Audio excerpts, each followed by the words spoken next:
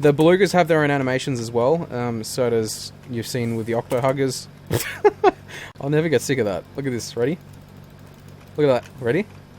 Boing!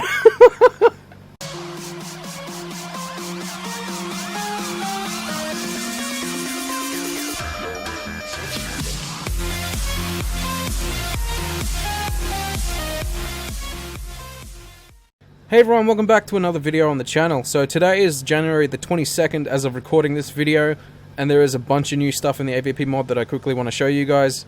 There's a few different mobs, not just a few, there's actually quite a lot of different mobs, but in essence there are just a few, if you'll understand if you watch. So to get started, we have the Beluga lineup. Now, the Beluga lineup consists of 3 mobs. We have the Octohugger, the Belugamorph itself, and the Beluga Chestburster. Belugaburster it's called. So, the Belugamorph is created from an Octohugger on anything, and then the Octohugger will give birth to the Belugaburster, and then the Belugaburster will grow up into the Belugamorph. So, as I quickly show you how these guys impregnate things, I'm going to give you some facts on what exactly the Belugamorph is, and where it came from. Right, so let's first of all just get a host. Let's grab a cow, for instance. Spawn a cow. Go there. Now these Octohuggers are a concept art, as is the Belugamorph and the Belugaburster. And I will explain, as I just said, after I impregnate this thing and wait for him to give birth to a burster. So the Octohuggers are pretty neat. They choose a spot to Spider-Man to. Pretty much. That's what they do. They Spider-Man themselves up to the ceilings. And then what happens is when a mob moves under them, right under them, come on, you know you want to, they will actually drop down really slowly. Come on. See, he's dropping down really slowly, but the mob has to stay in place for it to happen. So he's going down, he's going down, he's going down, and there we go. So this cow is now impregnated with the Octohugger. So if we could quickly grab a tactical helm. So as we can see, he's been impregnated. He has a foreign organism inside him, and he's got 4 minutes left until he will give birth to the Belugaburster. Okay, so what exactly is a Belugamorph? Alright, let's get started. So in the early script for Prometheus, called Alien Engineers, there were 2 types of alien species. The classic Giga-styled alien, and an early unarmored form of it called the Belugamorph. Now the Belugamorph lacked bones, but could squeeze through small vents, pipes, etc., then reform. Holloway was attacked by the Octohugger, which then created the Belugamorph. So once again, this is all concept art, and it was all concept ideas, and it was never actually implemented, but this was one of the original creatures from the Prometheus scripts. So the classic facehuggers were also in the film. One hugged Dr. Shaw, but she removed it with the medpod. Meanwhile, an engineer got facehugged, which then created an Ultramorph. And the Ultramorph is the little guy that I've shown you. Well, actually, he's not little at all. The big guy I've shown you a while ago. There's the Ultramorph. So what happened is, in Prometheus, the Belugamorph's design, the pointed head and no armor on its skin, was merged with the Ultramorph to make the final Deacon. So the Deacon is actually what made it into the film, but these 2 things, they blended them together to inspire them to make something that was similar, sort of halfway in between both of them, to be the Deacon. So these 2 were concept art. They don't actually exist, but they do exist now in the game, and they are terrifying. So I hope that clears some things up. The Ultramorph and the Belugamorph are all concept arts, and the Deacon itself was sort of the end result of what they were going to put in the movie. Okay, so I think the Belugaburster should have come out by now. There he is. Oh my god. Oh my god. Okay, yep, there's lots of blood. Yeah, I forgot to show that. There's a new feature with blood. Anyway, the Belugaburster is now just going to wander around. He's eventually going to grow up into the Belugamorph, so that's going to be fun. I'll let that guy grow up, and in the meantime, I can quickly show you guys something else. Okay, so as I wait for that Belugaburster to grow up, I'm going to quickly show you guys something. So there are new Chestburster models, which is really cool. So we've got the Pred-Alien Chestburster, we have the Runner Chestburster, and we also have the Queen Chestburster. So to create a normal chestburster, as always, the normal chestburster hasn't changed. It hasn't changed at all. You've just got, you know, a general overall mob. Could be a human, marine, pig, or whatever, and then you can mix it with a facehugger. Gives birth to a chestburster, and then the drone develops out of the chestburster, out of the original chestburster. So to get a Predalien chestburster, as you can see, let me turn off the helmet so you guys can see really close up. You can see that this Predalien chestburster has a really cool Yacha mouth on it. So mix a Predator with a facehugger and you will end up with a Predalien chestburster, and the Predalien chestburster will turn into a Predalien eventually. So then we've also got the Runner chestburster. It's actually not that big. I'm actually using a different mod called Tinker's Construct just to have these models rotate, but it's actually that small, the Runner chestburster. So in comparison to a normal chestburster, it's about that big. Cool. So you've got a cow, for instance, plus a facehugger equals a Runner chestburster, and then it develops into a runner, and then the runner will develop into a runner warrior, etc, etc. And then you've got the Royal Facehugger plus any mob. I don't think it really matters what mob the Royal Facehugger attaches to. It will result in a Queen chestburster, which looks like this, and once again, it's about that big. And then that'll grow up to be a queen. So there's the new chestbursters. We also have new animations on the runners. So if I take these guys out, because there you go, run free, run free. Why can I not? Can I free you at all? Maybe. No. I guess not. We'll get another one. So the runners now have animations. Xenomorph Runner and the Xenomorph Runner Warrior. So these guys will. You can see as they move around, they've got the animations now. They used to just move around like a block, and it looked pretty funny. But if I quickly kill these guys, I can probably just morph into them and show you the animation. Okay, so here's the Runner Warrior. It looks a little weird in morph, but I can't actually get like a perfect shot of the animation happening. Well, actually, no. There you go. He's running around in circles. I don't know if you guys can see that very clearly because he's moving so fast, but they have animations now, so... Yep. Okay, so also we've got new animations on the Predators. So if we grab these guys, the Predators actually move their legs around and their arms around, and they actually stand up pretty nice as well. You can see like they're slightly bent with the posture. And the Berserkers have the animation as well, so their posture is slightly bent, and their arms are slightly bent as well. So if I were to chuck an Octohugger over here, see? He would. Oh no! Oh shit! Oh god! Spider-Man! Spider-Man! Okay, so I think our little baby has grown up. I think you are it. Are you the? Yep, you're probably it. There's two in here now, so that's definitely it. The Belugas have their own animations as well. So does you've seen with the Octohuggers. I'll never get sick of that. Look at this. Ready? Look at that. Ready? Boing! Oh my god. I have to do that again. Boing. Boing. Oh my god, that looks terrifying. Okay, anyway, yeah, these guys have an animation. You see that their jaw will open up and close. And they also have a walking animation, which is pretty nice as well, so that is awesome. Okay, two more things to note. Oh my god, it's been that long. Okay, I just went AFK for 1 second and the queen already developed itself into... Wow, that was insane. Yeah, as I was going to say, so the Queen chestburster takes a full 10 minutes to grow up into a queen, whereas a normal chestburster or Predalien chestburster or a Runner chestburster would take only 5 minutes to develop into a full-grown adult. So the Queen chestburster takes double the amount of time.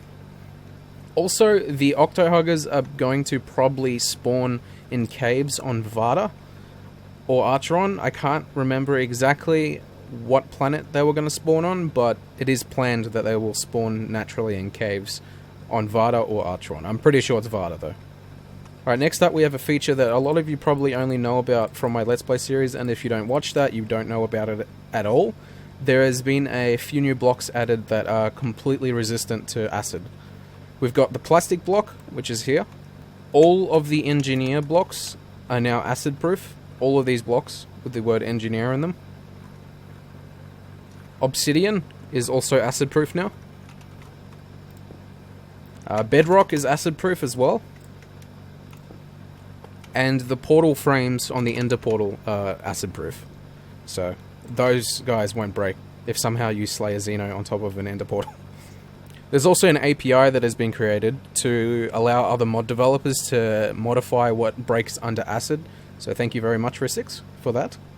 Okay, so next up we have the tactical helmet. The tactical helmet has undergone a few changes. Okay, so first of all, the tactical helmet now has an electrocardiogram, I think it's called. The electrocardiogram is a little thing that goes beep, beep, beep in the bottom left of the screen. Usually you see it in hospital movies when someone's about to die or someone's coming back to life. You can see the little signal going beep, beep, beep, beep, and it shows you how many beats per minute your heart is beating at. So at the moment we're on 68 beats per minute. Now when I become impregnated, I'm going to show you guys this. This is really interesting. When you become impregnated, your beats per minute will increase up to a maximum of 250, and then kaboom, you explode. So, on the face. No, yep, okay, cool. No, I don't want to die. Alright, take 2, or take 3, or take 4. You know, I've actually tried this about 4 times now and I've stuffed up, so, okay. Hopefully we can impregnate ourselves. That's the first time I've ever said that. Okay, cool. We have been face-hugged. Now we shall watch the BPM increase as the embryo starts pounding inside our chest. Alright, we are really close to exploding at the moment. Blindness is kicking in and we can't really see anything. So what's going to happen now is if you watch the bottom left BPM, beats per minute, it's going to increase to a maximum of 250 and then kaboom, my chest is going to explode. Alright, my BPM's oh my god, my BPM, it's going up. You can see blood's also coming out of me. Oh my god, here it comes. Here it comes. Here it comes. Oh my god. Oh my god. Oh, there we go. Dead. So how cool is that? You can tell the exact time at which you're gonna get chest bursted because of the BPM going up in the bottom left. And if you didn't notice that, be sure to rewind the video and be sure to check on the bottom left the electrocardiogram, I think it's called? I don't know, I think it's cool. On that note as well, you saw how I was bleeding? Let me quickly show you what happens when things get impregnated now. So as you can see, this is where I was chest bursted. You can see blood everywhere, all over the floor. So there's a new blood particle effect that is really neat. This red blood pops out of almost every single mob. I think every mob, except for the predators. The predators actually bleed green blood when the chestburster is rupturing out of their chest. So if we grab a Yacha and then put a facehugger on him, let's actually get rid of this guy. Okay, let's get the super sword of justice so we can slay everything inside this room. You will also notice that the acid will not eat through the plastic, as I mentioned before, because this plastic is bay. Cool. So then we just place the Yacha down. Facehugger on the Yacha. Please don't stand in the acid, you moron. Thank you. And now he is impregnate. Please don't walk back in the acid, you moron. Okay, let's get the tactical helmet back out. And why not? Let's just grab a cow really fast and separate this area over here so the Yacha does not try to kill the facehugger that I attached to the cow. Cool. Do not attack him. He is not yours. So this Yacha has 3 minutes left and this cow has 4 minutes left. Cool. Okay, so now I just play the waiting game and I'll be back when they're about to be ruptured. No, don't stand in the acid, you moron. Okay, I forgot about the 100,000 octo-huggers on the roof. That's probably something I should have worried about. Okay, I'm just gonna hold this guy, and he can stay over here. So I do not trust him, and he is really adventurous. He loves going everywhere. Please stop moving. Alright, so the predator has 1 minute left. The cow has 2.5 minutes left. So here we go. The predator is about to rupture. 3, 2. Please do not run over there, you moron. You will get impregnated again. Okay, here we go. Here's the green blood. The green blood's popping out. He's about to. There he goes. And please stop moving. Gone. He's dead. And there's the Pred-Alien Chestburster. And then if we can quickly go over here, and as we can see, red blood popping out of the cow. Popping out. It's rupturing. And kaboom in 3, 2, 1. Now. Run a chestburster out of the cow. How awesome is that? That is amazing. Okay. That is awesome. Alright, back to the tactical HUD. Alright, so the tactical HUD has a configure option, just like it always has. So there is actually 5 options here. We've got the broadcast channel, transmit power, viewport threshold, night vision, and entity culling. Now I'll explain what each one is. Now the broadcast channel allows only helmets with the same exact ID to be viewed on the right side of the viewport. So what that means is, at this very moment, you can't actually change the channel, but at some point, I'm assuming Rissix is going to allow you to choose a custom channel, so anyone with the broadcast channel identical to yours will appear on your HUD. You will be able to see them, you'll be able to see if they're alive or not. I can't unfortunately show this feature off because as of right now I don't actually have anyone to do it with, but rest assured you will be able to see other people with the same broadcast channel as yours. If they do not have the same broadcast channel up here, it's like for instance you could rename this to Egg Bell, for instance. If the other person does not have the broadcast channel named to Egg Bell, they won't be able to see you. If they do, you will be able to see each other. So that's what the broadcast channel means. And as of right now, it's actually stuck on default, so everyone can see each other whenever you put a tactical helmet on. Okay, so the transmit power is the distance and radius from your character that you can see other players. So, for instance, if we were to do like 18, that means 18 blocks in every direction from this block. Say there was a player over here, and the limit is 18 blocks. So, say this is the limit on your radar, you would be able to see a player where the cow is. And say that player is the cow, and the cow actually, well, say the player moved past that block, which is the boundary, you would no longer be able to see him as a square, for instance. You see how you can see all these squares everywhere and little icons? You wouldn't be able to see him anymore, unless I increased the transmit power. And for some reason there's a bug happening at the moment where I can't actually play around with the transmit power after I already tried it once, so I can't exactly show you guys anymore on the transmit power, but hopefully you understand. Okay, so next up we have the viewport threshold. Now this allows the ability to limit the amount of people who will pop up on your HUD. So say you only want one person to pop up on your HUD, you would set it to 1. And say you wanted 20 people to pop up on your HUD, you would set it to 20. And once again I'm getting that bug again where I can't actually move the sliders anymore, which is a bug report. Alright, so next up we have enable night vision. It's as simple as it says, enable night vision, so at nighttime you have night vision. Night vision off, night vision on. So next up we have the option for entity culling. If entity culling is off, your HUD will only show squares on the entities you can see at that very moment. So for instance, it's currently off, so we can only see mobs that are within our viewing distance. So we actually have to go in here for the red squares to appear, because this technically counts as like a solid block. Whereas if we turn the entity culling on, we can see everything through walls. So hopefully you guys understand that. And that is about it for this spotlight. So I hope you guys enjoyed watching. If you have any questions, be sure to leave a comment down below. So I hope you guys enjoyed watching, and I'll see you in the next spotlight, which will hopefully be really soon because there is a lot of things planned. Thanks for watching. Adios.